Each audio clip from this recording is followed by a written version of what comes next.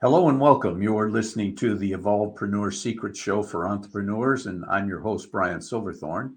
And as always, my mission is to help entrepreneurs make a difference with their business and also to navigate the sometimes messy worlds of startup, growth, or relaunch. And today we're going to dig deep with our guest and get you the best concepts or strategies to fast track your business. And our special guest today is Eli Zheleva. And Ellie is a marketer with a passion for helping businesses and their people. She believes that everyone can live a happier and more fulfilled life and is on a mission to help people achieve just that. So, welcome to the show, Ellie. Thank you very much, Brian. It's a pleasure to be here. Happy to have you. So, I'm anxious to learn more about you and what you do. So, why don't you give us a little bit about your background and tell us what your current focus is? So, my background is quite a lot into marketing and business, even though here and there I have done some entertainment, I have done some babysitting, some hotel reception. So, it's a very interesting mixture of how I've come to be the person I am today and the passions that I have. But as I said, the common thread over all those years has been marketing. So much so that a few years ago I wrote a book that is called Marketing Matters. Obviously, the pun intended here. With and it's 7 proven steps to business in life. So the idea that I came with the book is exactly because I have been in marketing for the last 15 years. And I found that I was using quite a lot of the marketing technology frameworks and various other setups and automation, even in my personal life. And I started to think that maybe if people were to start using their personal skills into business and vice versa, things would be a lot easier. So my focus at the moment is to help companies do exactly that. See who within the company is good at a particular thing, and then afterwards to help them develop it. Okay, so regardless of what their particular skill set is, to help them become the best they can be at that. Yes, yes, absolutely. And the interesting thing is that very often people would say something like, "Oh, I'm just an admin person," or from the personal point of view, "I'm just a mom."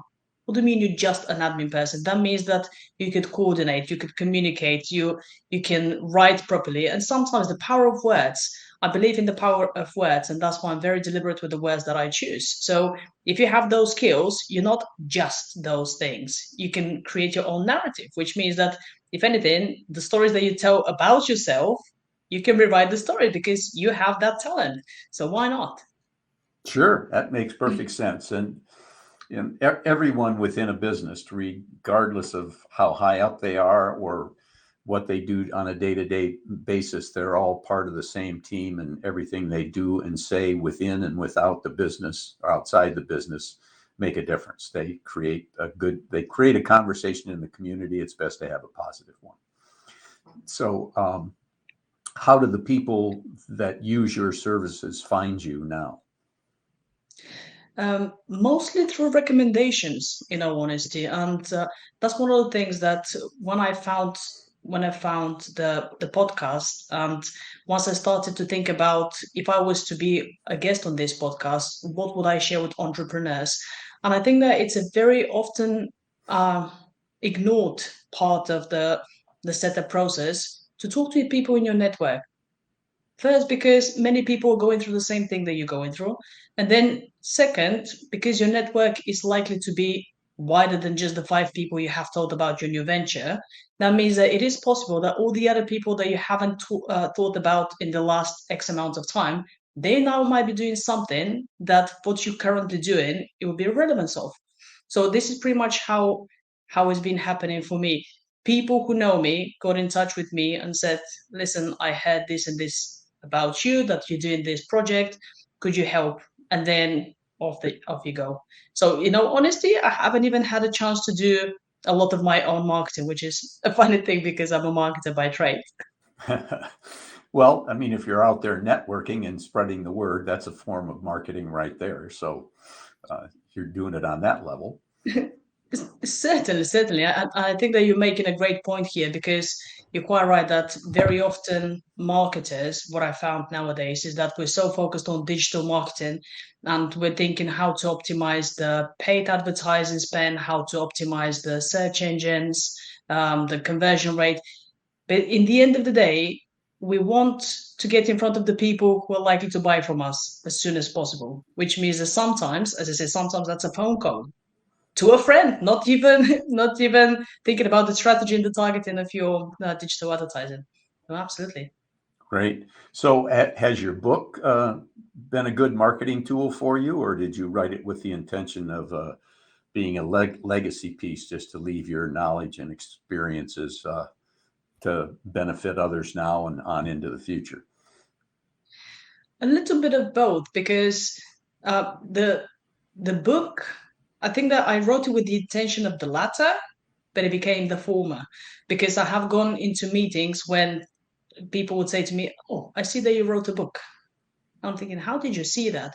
Oh, I Googled you. And exactly because my speciality from way back when is SEO, which means that I have optimized Google for my own name. And given that I'm a foreigner in a way in an English speaking world, that means that the combination of my name is not the John Doe. And therefore, when people search for me, they'll be able to find different podcasts, they'll be able to find the book, my website. So this is how it happened. Before a meeting, someone would have researched me, and that's how they get exposed to the book. Even though that I wrote it exactly like you said to be able to share my knowledge, and because some people were saying to me, so how come that you achieved all those things that you have achieved? Because I'm 34, I had multiple businesses, I have been part of different businesses. I'm a startup mentor. I'm a business mentor for the government here in the UK for SME program. So there are quite a lot of things that I'm doing, and people kept asking me questions. So if anything, I thought that okay, let me write this thing, and I'll send you the book, and then you can find out my secrets. No, great, good. So has it become a bestseller by chance? It did. You know, honesty, it was number 17 for a day though. But it was number 17 a few days after I launched it, and for that very day in the business productivity category on Amazon. So Okay, well, good. yeah. So you can say you're a best-selling Okay. author, right? Yes, yes. Which, yeah. Did you self-publish? Yes, I Okay. did through Amazon, and this is the thing as well. I think, I mean, with everything that I'm doing, I want to be my own case study, and exactly going back to what my passion is to help people become their best selves and live more fulfilled lives. I want to be able to demonstrate to them that, hey, listen, if I could write a book in English, given that that's not my native language, you can write it.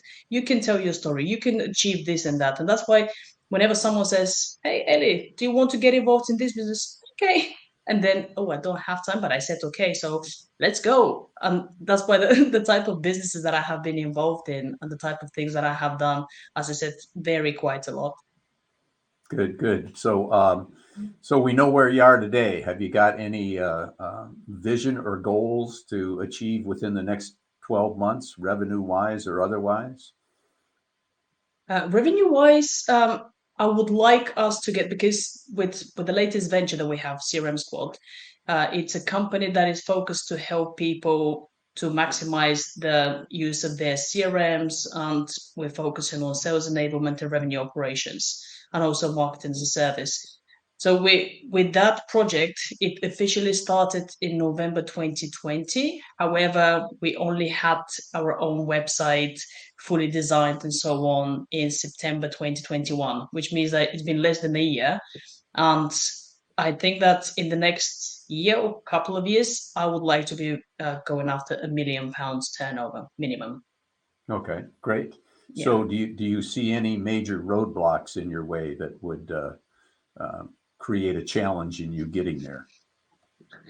The roadblock is people that you can rely on because what seems to be happening, unfortunately, that is that there aren't many reliable people. People don't seem to have, I know that's a sweeping statement, but people don't seem to have the commitment and they don't necessarily have the values that we want to share. So there have been already 4 times when we speak to freelancers to be able to offload some of the work that we're doing. And they say, yeah, that's going to be super exciting. I'd like to get involved in that project. Let me know what is coming up next. We hang up the phone. Next day, we speak to the client that we already have, and they say, oh, could you help us with this as well? And we are already thinking about the freelancers that we talked the previous day. And we said, of course. The client says, that's amazing. We want to do extra 10 hours a month with you. So extra day worth of work with you. And we hang up that phone. We call back the freelancer, no one to be seen, no one to be found, which means that exactly because of the way we are within the company, we end up having to take the extra workload, which is so the challenge to growth is to have more people that share the same values as us that are able to deliver on the work. Yeah, I'm with you on kind of a disappointing unreliability of some people. I've had more than a dozen, probably a couple dozen people call me in the past asking Mm. me for my help. We have a nice chat on the phone and set a time for a future conversation and never hear from them again. They don't answer phone calls. They don't return emails. They just kind of disappear. And so I've always Yeah. scratched my head about that. But it sounds like you're kind of having the same situation, kind of a different way, but still the unreliability there. I I think that people people don't know how to communicate nowadays. I think that the world is living in fear, various reasons, and the fear of rejection, fear of being able to own to say, "Hey, listen, I screwed up," or I'm now overbooked with other things, or I'm no longer interested. Because that's also an answer, but at least it gives me some context, so I know not to be chasing you. Because if anything, if I don't hear back from you, I would probably allocate some, I don't know, 7 minutes to send you 3 more emails to try on the phone. So those 7 minutes I could have had for meditation, right? And to increase my productivity this way. So Right. this is the challenge that we're finding. Yeah. Yeah. I agree with you totally. It's kind of frustrating and pointing, but it is what it is. So, in when you're working with your clients and doing what you do, what's kind of the best piece of advice you've ever given any one of your clients? Look at the data and focus on the data, because the data is where the truth is. I'm fascinated because I've worked with so many companies over the years that sometimes companies that turn over 2 3 million pounds worth of business per year don't know their numbers. They say, oh, we think that it's improving.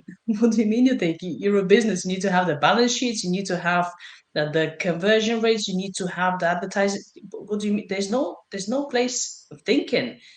Of course, you might think why it's going up or down. So you can speculate about that. But what do you mean you think that you're doing better? How do you measure things? And people that is in businesses don't necessarily set up KPIs or don't, and even if they set them, they don't review them often enough. They do it once a quarter.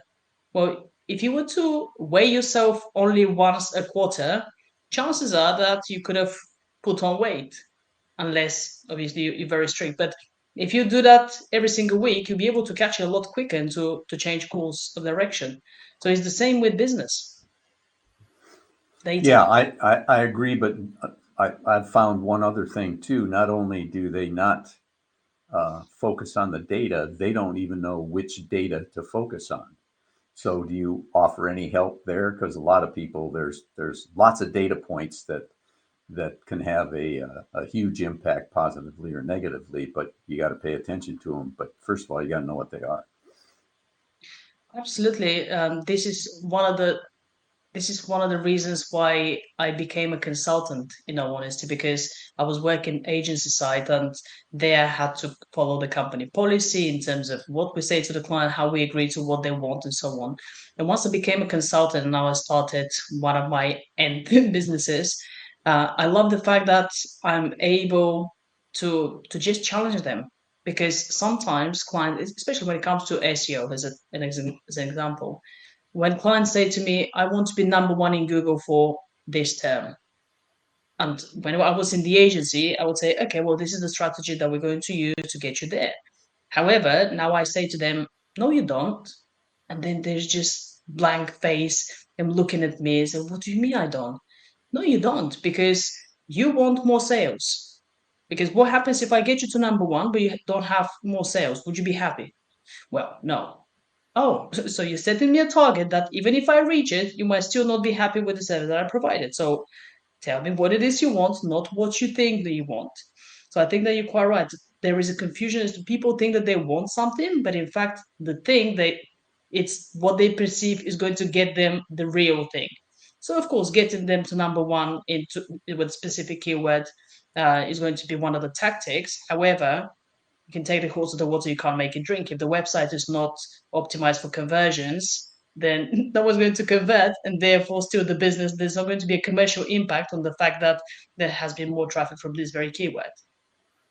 Yeah, there's a lot to it when you're setting yourself up to attract the right potential customer or client, and then once Mhm. you attract them, what do you do with them? How do you convert them to actually becoming that customer or client? So, what you're doing has a huge benefit for businesses. I can appreciate that, having to, dealt with all of those things in the past in a number of different endeavors. So why don't you tell the folks again what the best way to get a hold of you if they'd like to talk to you about what you can do for them?